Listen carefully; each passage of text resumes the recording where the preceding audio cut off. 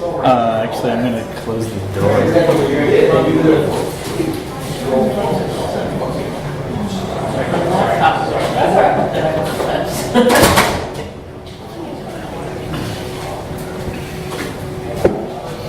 right, I'm going to go ahead and start. This presentation is called Ready, Set, Contribute, in case you can't tell. My name's Joe. Joe Shindelar. You can find me as EOJ the Brave on Twitter or Drupal.org or in Slack or most things internet. I work for Drupalize.me. We produce Drupal training of all different sorts.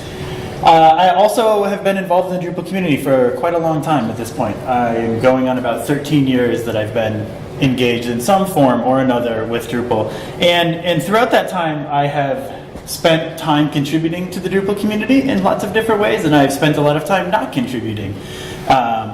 In particular, and I think because it's relevant to sort of what we're going to be talking about in this session, in the past I've spent a lot of time working on what are now known as like first-time contributor workshops at DrupalCons.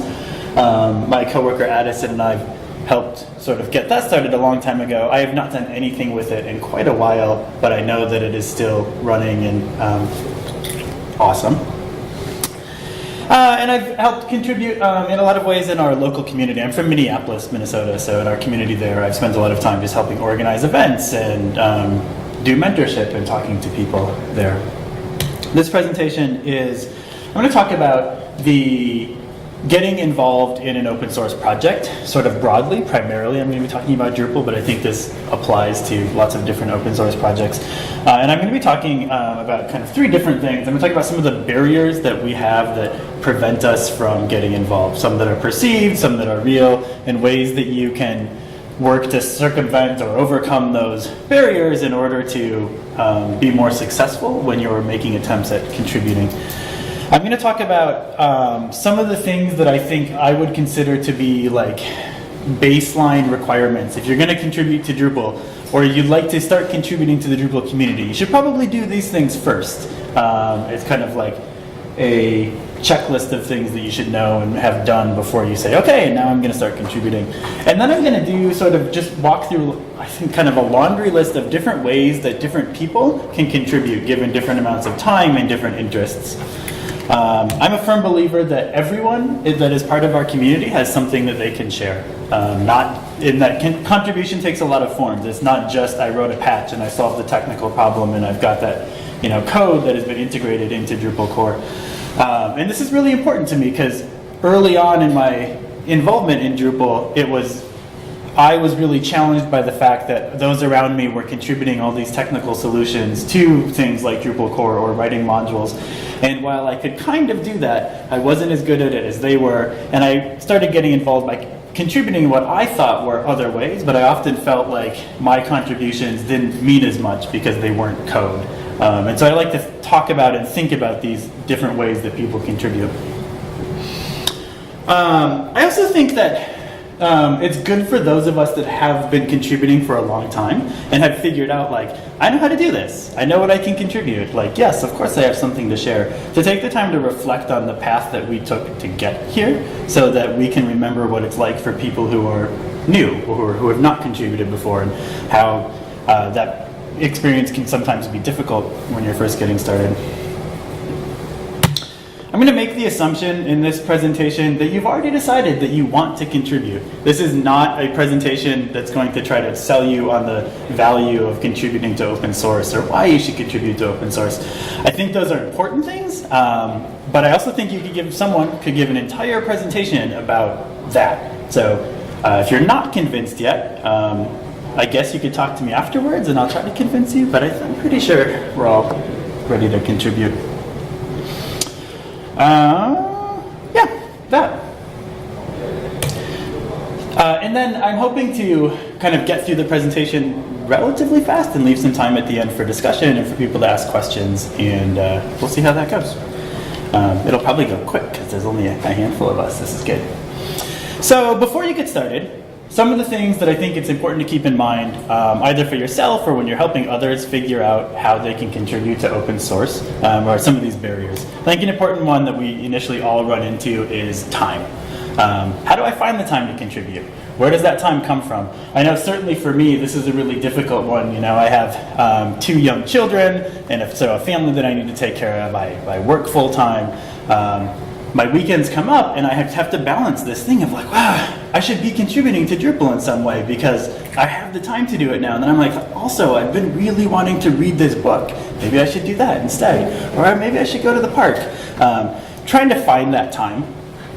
And especially, I think, when you're in a community like Drupal, where it becomes easy to compare yourself and the contributions that you're trying to make to others in the community who are already making really large contributions. And you look at these other people around you and you say, wow, like Mike does all of this contributing, and where does he get all the time to do it? Man, am I bad at this, or am I doing something wrong because I'm not finding the same amount of time that he is? How did I mess up?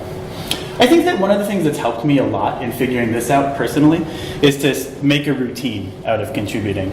Similar to how, like, so last summer I was training to run a half marathon, and I made a routine out of it.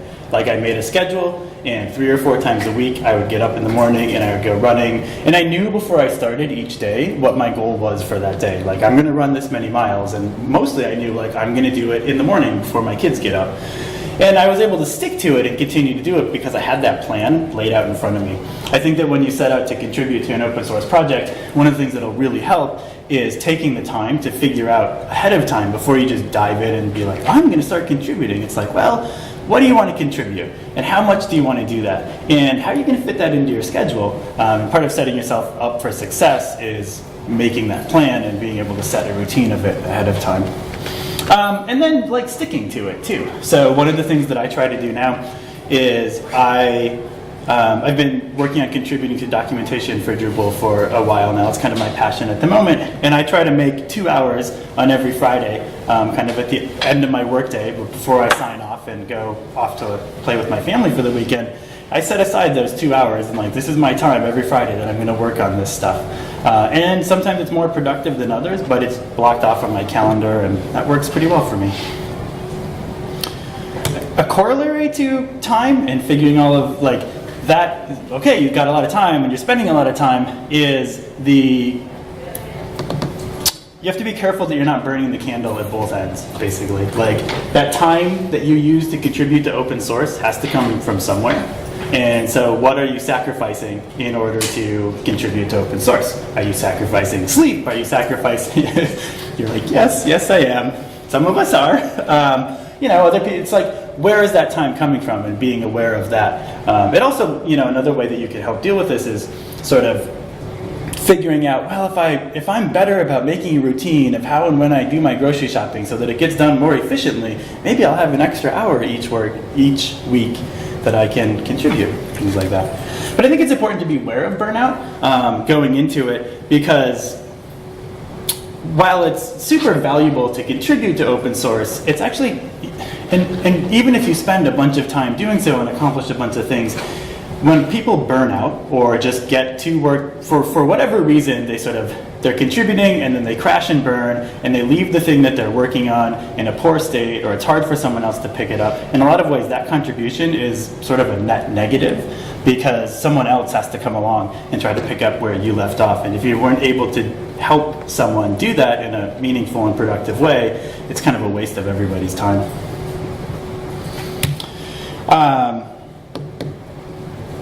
The first time that I can remember trying to contribute something to Drupal, I wrote a patch for Drupal core. So this was like 4.7 or something, and I would do this thing where I would go home from work and I was like, it's really important for me to contribute code to Drupal, especially Drupal core, because that's what all the cool kids are doing. And if I want to continue to be part of this community, I need to do that. And I would go home and I would read issue somewhere, like the issues in the queue, and I'd just start at the top of the Drupal core issue queue, and I'd pick an issue and I'd read all the way to the end of it, and it'd be like 60 comments, and I'd get to the end of it and I'd be like, well, that took an hour and a half and I have nothing to contribute to this, and now I'm gonna go to bed.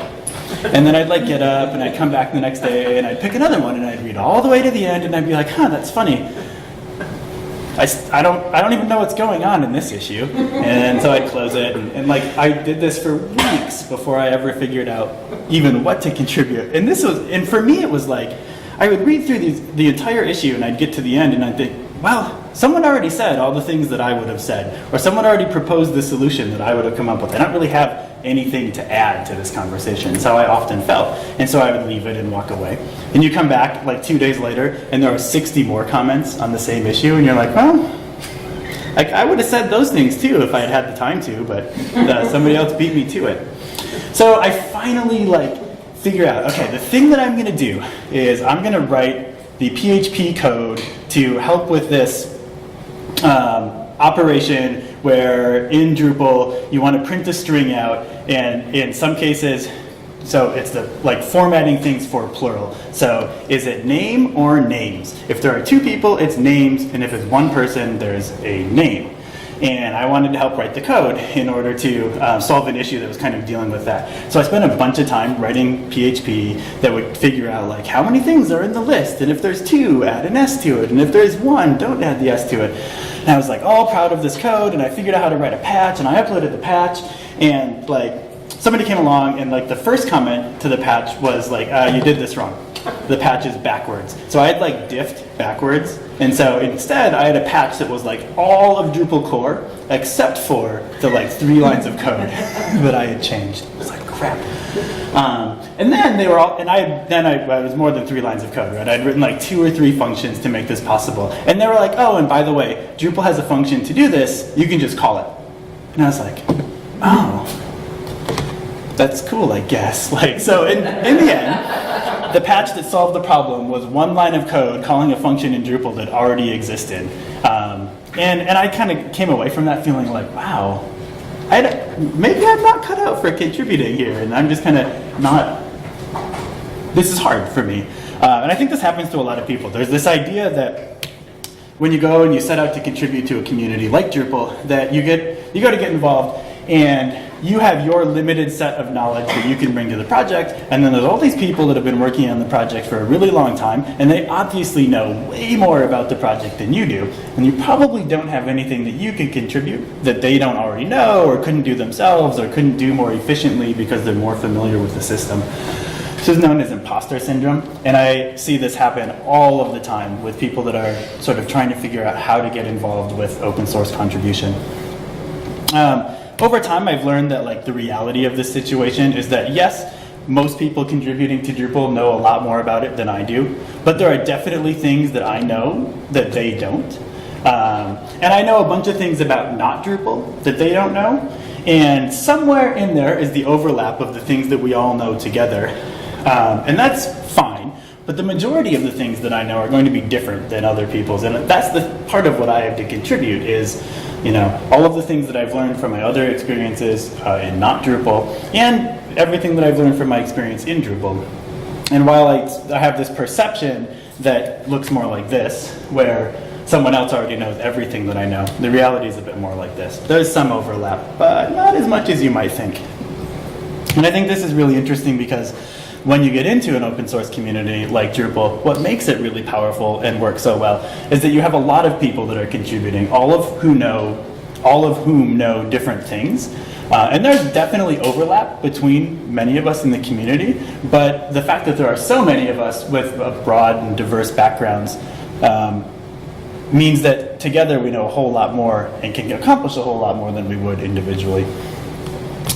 My friend Wes has said this is a quote from Wes: "Being the smartest doesn't matter. Getting a diverse and reliable group that covers the needs of a project is the most important for good work." And when I sit down to contribute and that imposter syndrome sets in, and the first thing I think is, well, somebody else can probably do this faster than I could. They could probably write more efficient code than I can. And that's maybe true, but I still have something that I can contribute. And by working together with those people, we'll accomplish things that are greater than either of us or any of us would as individuals. I think that's pretty cool. Getting started contributing can be a little bit overwhelming. There are a lot of different entry points that you can take, most of which are something like either read this issue and then get to the end of it and start contributing, which is like, what do I do when I get to the end of the issue? There's a bunch of checkboxes here and I don't know what any of them mean. Or go read this documentation. And the documentation for getting started contributing is really great, but there's a lot of it. And it can be a little bit overwhelming because you land on, at the moment, you tend to land on a page that's like the contributor guide. Would you like to? And then there's a list like this long of things that you're like, I don't know. Yeah, I'll do all of those, or no, I don't want to do any of those, or I don't know, which one should I start with? And once you've kind of figured that out, where you want to start, the documentation can be really helpful and really great, but it is really challenging initially, even to just sort of figure out how to get your foot in the door. There is work going on to improve this. There's always work going on to improve these things, and hopefully it continues to get better. But I think it's important to just recognize ahead of time that it's a thing. Like being overwhelmed by the documentation and by just the sort of volume of things that you need to know to get started with this is real. I think one of the absolute best ways that our community deals with that right now is with mentoring. Having the ability to phone a friend is so much more valuable than any page of documentation is ever going to be in getting a new person started in participating in open source community. And Drupal does an amazing job of this in comparison to any other community that I've participated in. And I think it's really cool. So, and how this works, if you're not familiar with it, is there are opportunities within our community for people who are new to get paired up with a mentor, someone who has contributed in some form or another before and can help answer some of these questions. Where should I start? Who should I talk to? I think what's neat about it too is that it's not something where a mentor necessarily has to be someone who is like, wow, they've been contributing for 10 years and they know everything. A mentor could just be someone who's one step ahead of you in this process. They've figured out the step that you're currently on, and they can help you figure that out. And they've got someone helping them along as well. You can check out this at drupal.org/core-mentoring. It's a great place to find information. Oftentimes at events like this, or DrupalCons, or regional events, there are sprints that coincide and organized mentoring that takes place there. You'll commonly see it at community meetups and that kind of thing. If you're not familiar with it, my recommendation at the moment would be like attend your local user group and ask people about it, because people there are probably familiar with it. And even if they're not, if you show up and you're like, hey, does anybody want to help me figure out how to get involved? Like 10 people will be like, why yes, I would love to have your help. Another cool resource that I don't think is used quite as often anymore, but I still think is really neat and useful, is the Drupal ladder. This was organized a couple of years ago. It's not really a couple of years ago anymore. This was organized a lot of years ago in order to help people climb the ladder to being able to contribute to Drupal.org.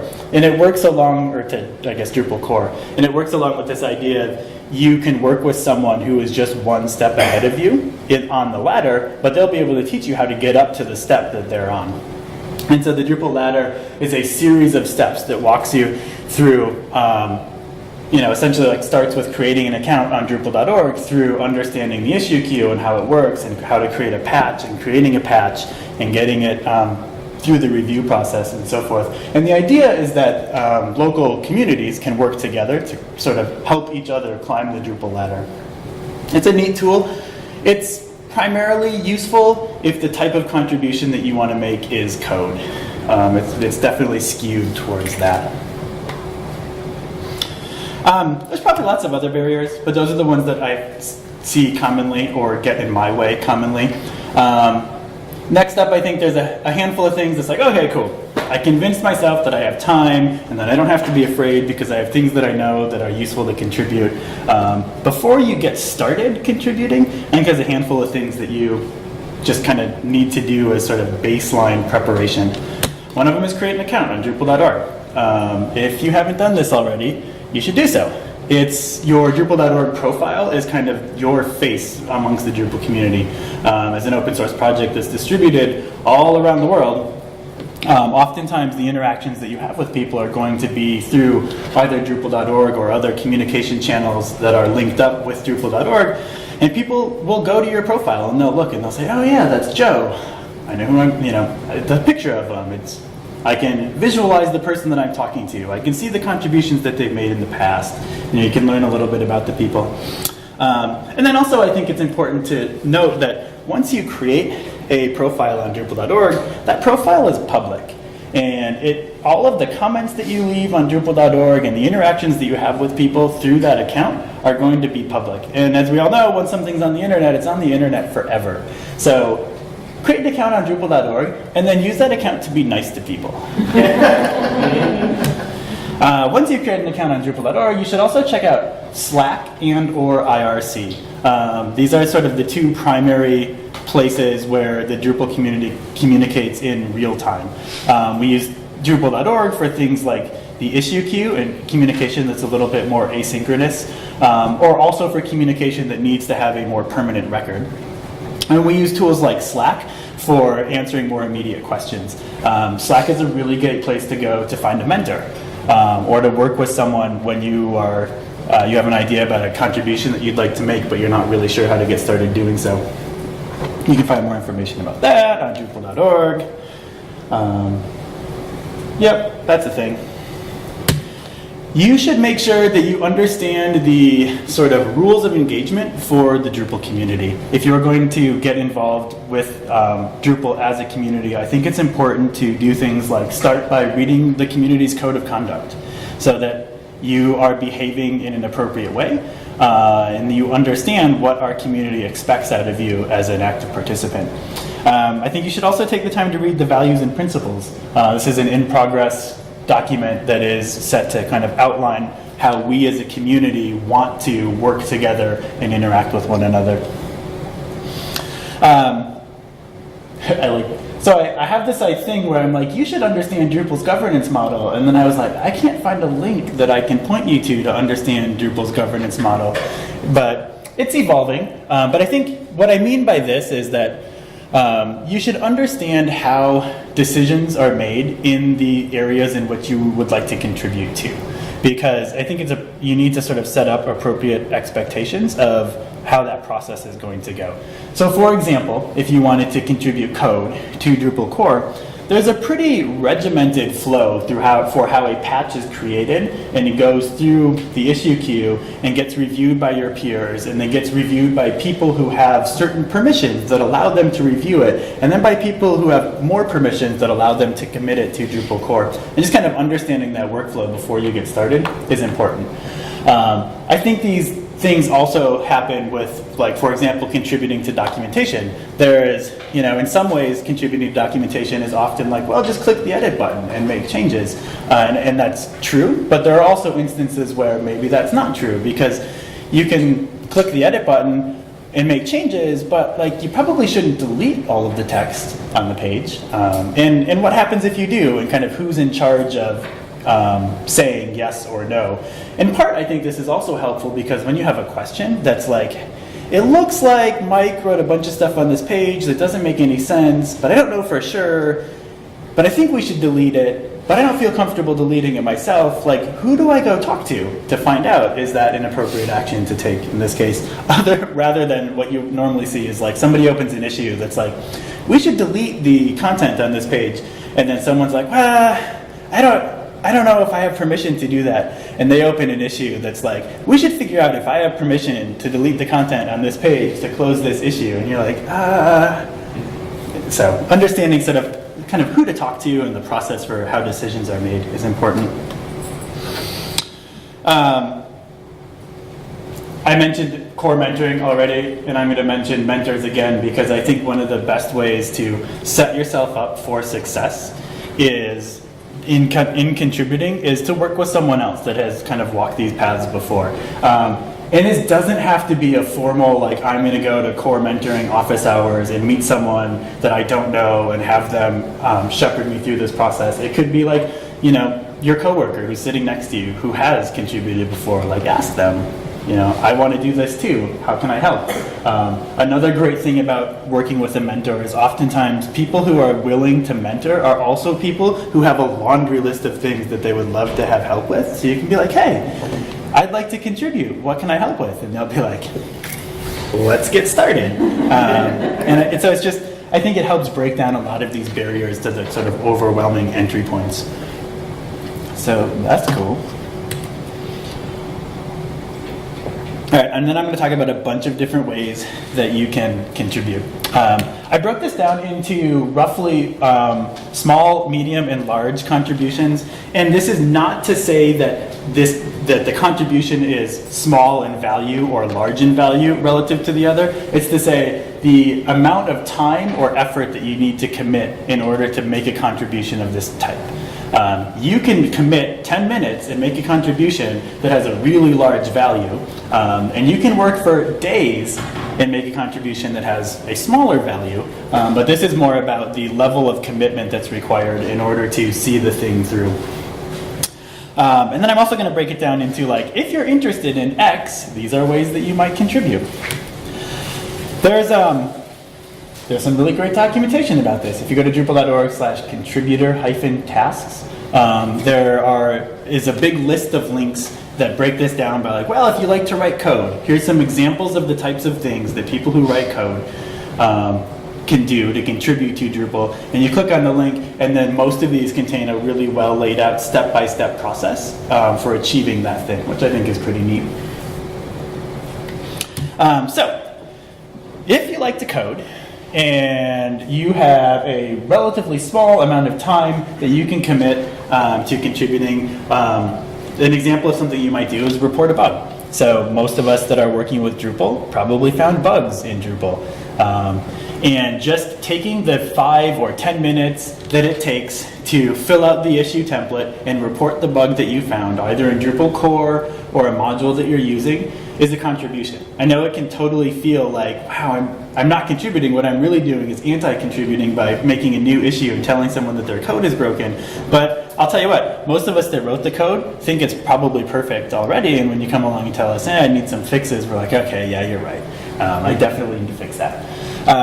You can attend sprints are a great way to get started writing code that contributions. I like sprints in particular because you can usually meet other people who already have some idea of the thing that they would like accomplished, and they can help you very quickly get started with the part of it that is the writing code, and they can manage the parts of it that are the politics of whether or not this is the right feature to add to this module in the right place. And that's kind of neat. If you've got a lot of time that you can commit, especially if you've got time over a long period of time, so if you can do something like commit a couple of hours a week, or are interested in doing that, I think joining initiatives are a really great way to get involved with writing code. Community initiatives are roughly a project or a feature that someone has decided that they would like to move forward that has gotten sort of sign-off from the people in the community who have the authority to say, like, if this thing gets to this point, we will definitely include it in core or include it in the documentation or whatever it is.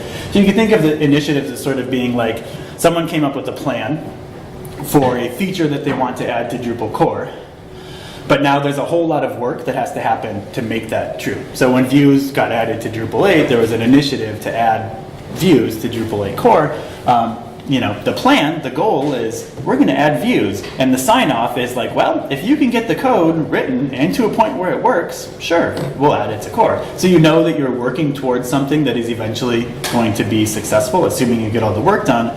These are great places to get started because usually, again, someone has already defined a pile of work that needs to get done, and they're looking for people to help out with it.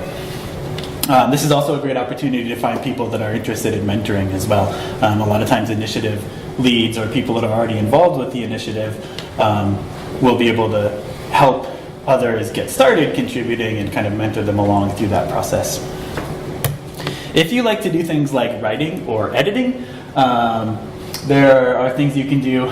Contributing to documentation, one of the things that's maybe a small time commitment you could do a couple times a week is go to the documentation issue queue and look at these issues which are labeled moderation reports and work to resolve these. A moderation report is when someone went to a page in the documentation and didn't feel empowered to click the edit button, so instead they click the button at the bottom of the page that says report an issue, and then it creates a new issue in the documentation queue, and like 99% of these are someone saying like, there's a typo on this page that someone should fix. And so then you can be like, all right, well, I'll go fix it because I feel empowered to click the edit button and resolve an issue and make an important contribution in that way. You can work in the documentation. We tend to group pieces of content together into what are known as guides.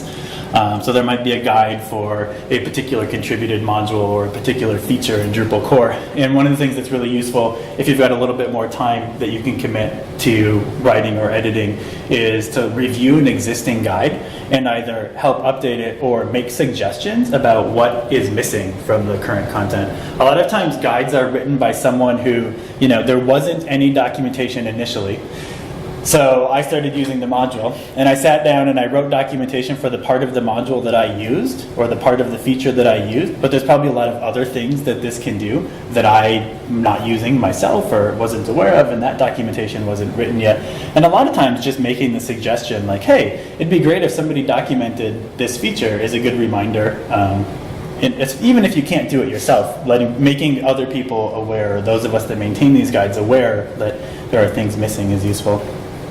You can also take on maintenance of a guide if you've got more time that you want to contribute. And this would be, rather than reviewing the guide and making suggestions about what content is missing, is when people submit new content, reviewing it to make sure that it's accurate, and helping to fill out places where there are, missing pages and so forth. You could do things like contribute to the guide to how you get started contributing and help us make it so that it's not quite as overwhelming. If you're interested in things like design and or usability or user experience, some of the ways that you can help out, you can take screenshots for issues. This is a really relatively easy thing to do, where a lot of times there's work going into changing the way that some particular thing in the user interface of Drupal works, and there are screenshots that are tagged, there are issues that are tagged as needs a screenshot, which means they need someone to go to that page and take a screenshot of it and upload the screenshot. It doesn't take a whole lot of time, and it's a meaningful contribution. You can help with design for events like this. So it doesn't have to be like working on Drupal core. I was thinking about this name badge that we all got. And so somebody designed this name badge so that we could have them and wear them here. And in fact, somebody designed this name badge, and then somebody, maybe the same person, but somebody else printed it, and then probably another volunteer went and picked them all up at the printer and brought them here so they'd be available for us. And then when you checked in on Wednesday, someone checked you in, and they were a volunteer contributing their time, and somebody else printed out this little label with my name on it that somebody made sure was available to print. So that's a different way that somebody contributed time and volunteered. All of that was tons of opportunities to contribute just so that we could have these awesome name badges. Events like this have all kinds of other design needs too. There are marketing materials for the event and ahead of time, working on the event website, helping with signage for the rooms, all kinds of things that are useful and meaningful contributions. You can join an initiative. Just like you would if you were writing code, there are plenty of things to do for initiatives that require design and usability. In fact, I would think there is more demand for people that know how to do things like design and usability with initiatives, because so many of them are trying to do things like, add an intuitive tool to allow people to manage media assets in Drupal. And there's a whole bunch of coders that are like, well, I can write all the sweet code for that. And then you end up with these interfaces that are 300 checkboxes and a text field, and any usability help with that is super beneficial. Probably kind of deja vu too. I'm going to mention initiatives over and over because I think they're a really useful way for people to get started contributing. If you're an extroverted person, there are some ways that you can contribute, especially I think that there are, as a person in the Drupal community who tends to be more of an introvert, I often look at people that do things like volunteer at events and are willing to stand up and help organize the event and just talk to other people about that, as that's a pretty valuable contribution, especially because then I don't have to do it. But things that can happen there, you can volunteer at an event like this one. All of the wonderful people that help check everyone in at the registration desk each morning. There are people that have been going around and helping monitor their rooms and answer questions and do all kinds of other things that, they're not writing code, they're not printing out badges, but they're being present and willing to talk to people and say hi is an important and meaningful contribution to our community. You can do things like give a presentation at a local meetup. So rather than come to a conference like this and give a presentation, most of us have regional meetups that or maybe like, right in the city that you live in, where people are getting together on a regular basis, monthly or more infrequently, to talk about Drupal and Drupal related things. And if you've done something that you're proud of and you want to show it off, a meetup is a great way to do it. I do this a lot, and I'm like, I'm going to give a presentation at the local meetup. And I'll do this when basically I trick people into giving the presentation so that I can learn about the thing. So I'll be like, man, I'm going to give a presentation about paragraphs module because everybody wants to know more about that. And then I'll go to the meetup in the Twin Cities and I'll be like, so here's my slide where I tell you that I don't actually really know anything about paragraphs module, but I'm willing to stand here and facilitate us having a conversation about it so that I'll learn more about it. And inevitably someone's like, oh, well, I've used the paragraphs module. Like, let me just demo it for you. And I'm like, all right, cool. Let me ask you some questions. It seriously works. You can be a mentor. This is a great opportunity to contribute in a way that is, talking to people and spending time interacting and being social with other people. Put yourself out there and be willing to answer people's questions about the process of contributing and getting involved. If you are interested in project management type things, you can help with doing things like update an issue summary. My experience with people that are good at project management is that they're also generally pretty good at taking a really long list of comments and synthesizing it into like 1 or 2 actionable items that I can then come along later and read those 2 action items and know what to do.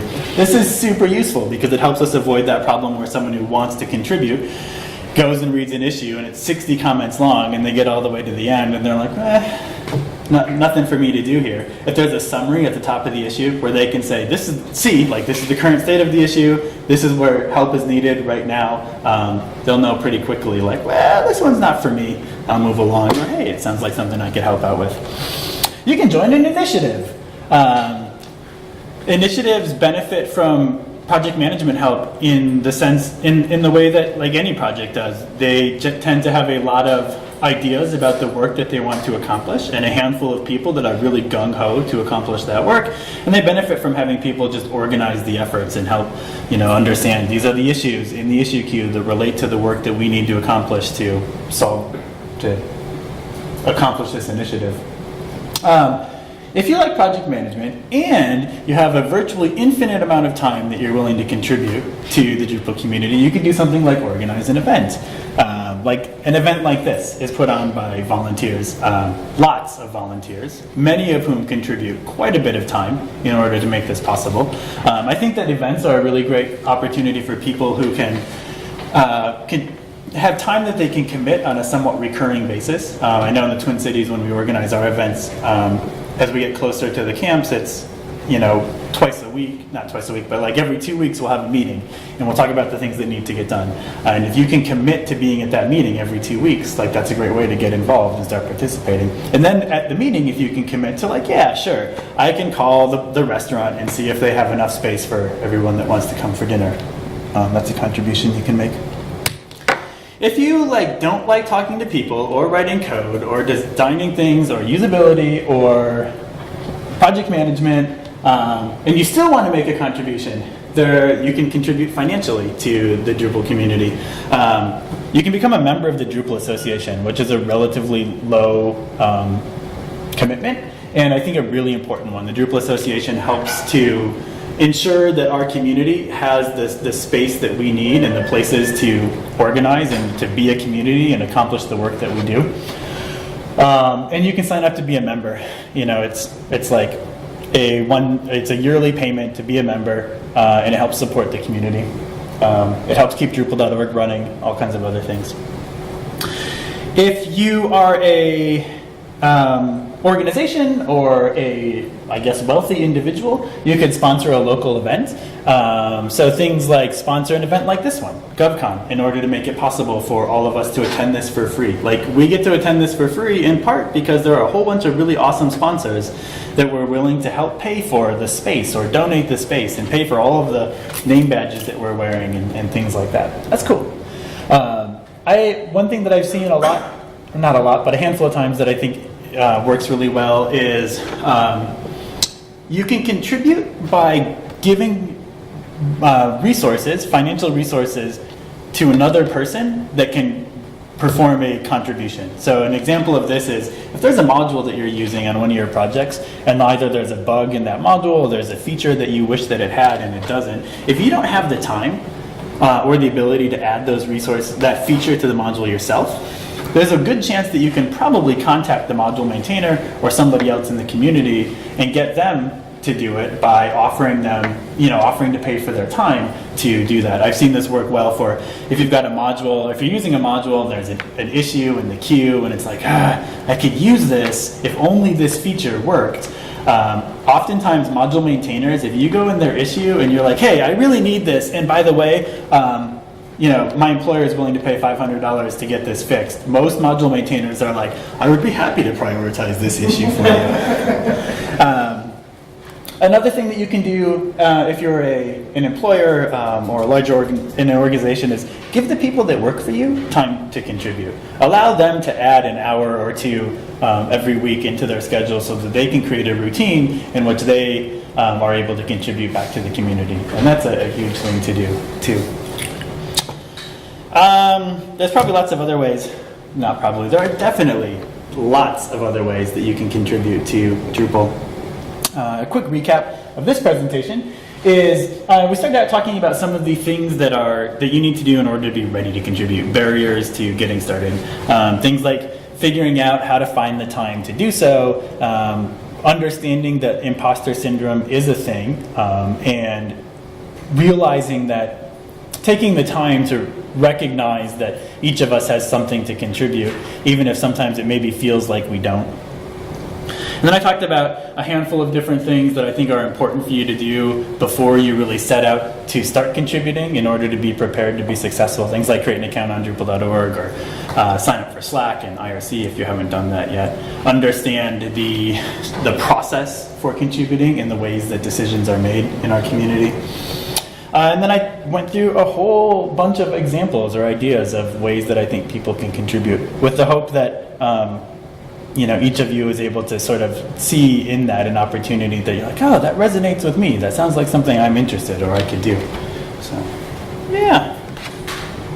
That's my presentation. I'm happy to answer questions about any of that. And I would also love to hear from the rest of you, because I know most of us are already contributing, if you have additional ideas about how we could improve this process or ways that people could get started contributing and so forth. Ta-da! Yeah. Where do you find any local meetups? Yeah, so the question is, where do I find a local meetup? The best place to do that is groups.drupal.org. And so you can go to groups.drupal.org. There is a tab at the top where you can get a list of all of the local meetups.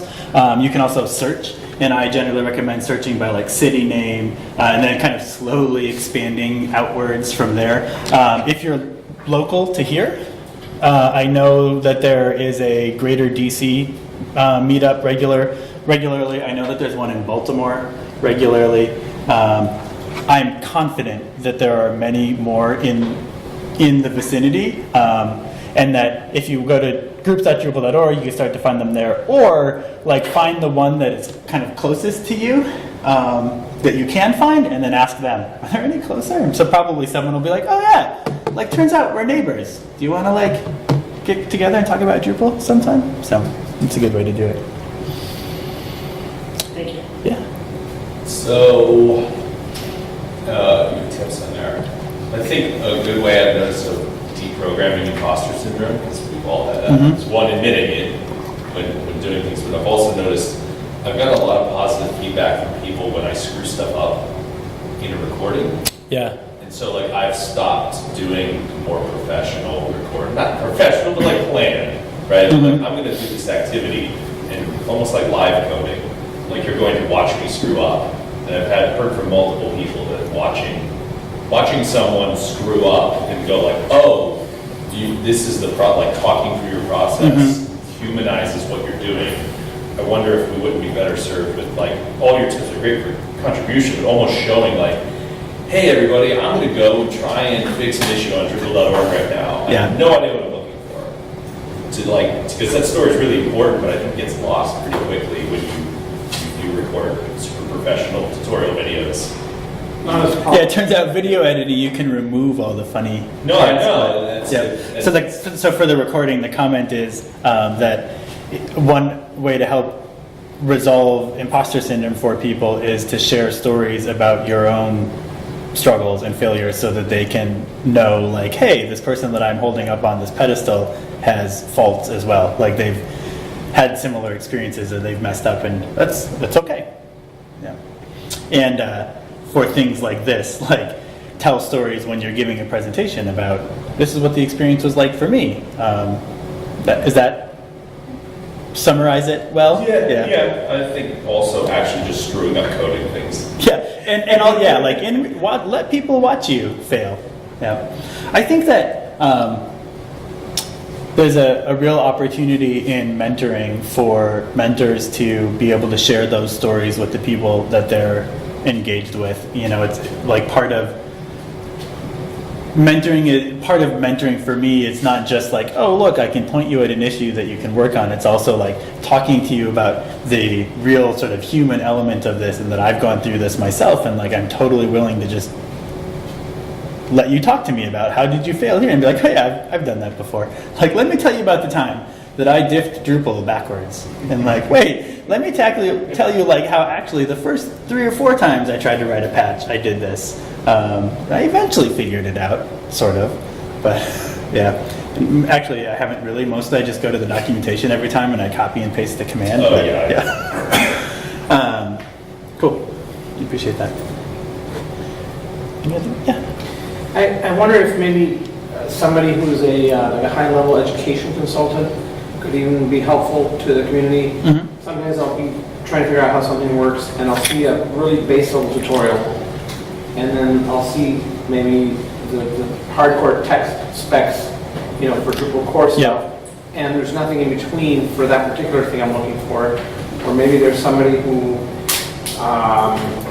writes somebody else's comment in Slack, and it's really, they're using these very specific words that if I haven't even worked in that space, I might not know what those words are, or it just, so what do you even call that? The fact that you need sort of a gradual, you know. Yeah, I mean, I think as far as like contributing goes, we generally refer to that as kind of like onboarding new people and taking them from I don't know the terminology to I do know the terminology to I'm confident enough with the terminology that I can share it with another person, kind of climbing that ladder. In terms of the documentation side of it, the part where it's like you have some documentation that's like, and then move your mouse 3 pixels to the right and click admin, and then move your mouse 14 pixels, you know, it's like super detailed. And then, or you have documentation that's on the far other spectrum where they're making a lot of assumptions about all the things that you know, but not necessarily the part that's in between. I call that a bummer. I think that's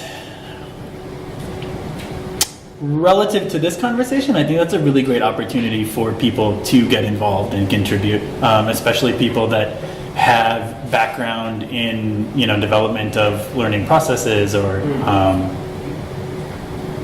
tutorials or educational resources.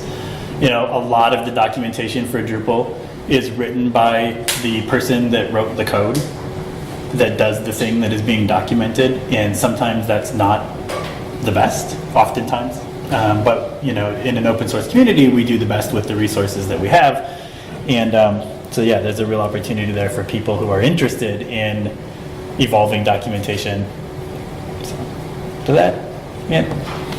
Yeah, I mean, and we don't own all the pieces of it. So Right. if the top hit for some search string is on Stack Exchange, you know, you're not going to be able to, unless you have like a reputation of 80,000, you can't just go onto that piece of content on Stack Exchange and do something to it, because you try to even put a comment, you need at least 50 reputations to leave a comment. So you just like, oh, I'm going to just leave and not come back to this site. And we can control what's on Drupal.org, but not what's kind of scattered out there. And so when somebody is learning something from scratch, they'll kind of haphazardly find different things, and there's little different levels of quality, and there's not like a smooth curve on that learning curve. There's not a matching smooth curve of available documentation. There's maybe a lot more stuff for the basic stuff, but then it gets kind of rarefied as you go up. Yep. I don't have an answer to it. I'm aware of this problem for sure. Maybe just keeping an antenna open. For I tend to mostly say I think part of the answer to that is mentoring and other people. I think a lot about people's experience learning Drupal and how that works out is that you tend to the beginning of learning Drupal is really easy because there are lots of really well-polished tutorials that can walk you through, the Hello World application, and you can get it up and running. And so, you climb this ramp really quickly up to wow, cool, I know Drupal. I got it installed, and I made a blog post. And then your boss is like, all right, now can you create an event calendar? And you're like, back down the cliff, because you're like, well, there's not a tutorial that shows me how to create this exact event calendar that I needed to create. And you get to this point where you're kind of stumbling around, and it's like there are tons of modules, and I don't know which one to use, and I don't know which documentation is appropriate. And I think at the moment, the best resource that we have as a community to help with that is the other people in the community who you can talk to and say, hey, I want to create an event calendar, and they can help fill in some of those gaps of, well, what you probably want is not actually a module named Joe's Awesome Event Calendar. You want to create a content type with named event and use a date field and views, and it's this weird balance where we're never going to have highly polished documentation for every single edge case use case that someone might come up with. The problem is helping people get through that sort of pit of despair where they're like, I thought I knew Drupal, but turns out there's a whole lot of things that I have to be able to answer first. Yeah. Any other questions or comments? Yeah. Right, so as someone that builds learning technology for the dissemination of knowledge, as you just said, do you think we should focus on making the whole contribution process to documentation easier? So the question is, do I think it should be easier to contribute to documentation? And I think the answer is yes. And the tools themselves, though. Yeah, I think and is it a tools problem? I think it's partially a tools problem. I think there's also some sort of process and governance parts of this too. And I don't think any of these things that when we talk about trying to make it easier to contribute are something that you can solve with just a technical solution. You can definitely write tools to ease some of those barriers, but a lot of it comes down to putting processes in place that facilitate writing documentation and better documentation. I won't get into a ton of detail about that at the moment, though I certainly could.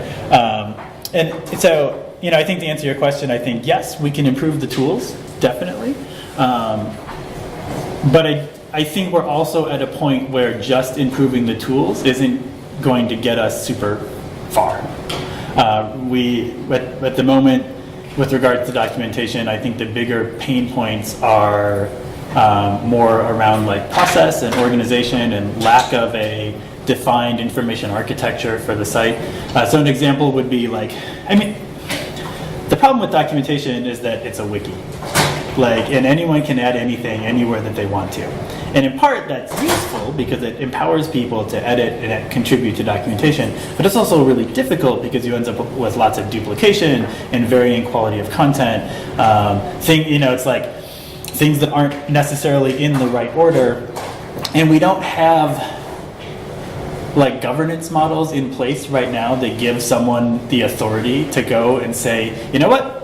Mike, this page that you wrote is wrong. Sorry, I'm going to delete it, or you need to fix it.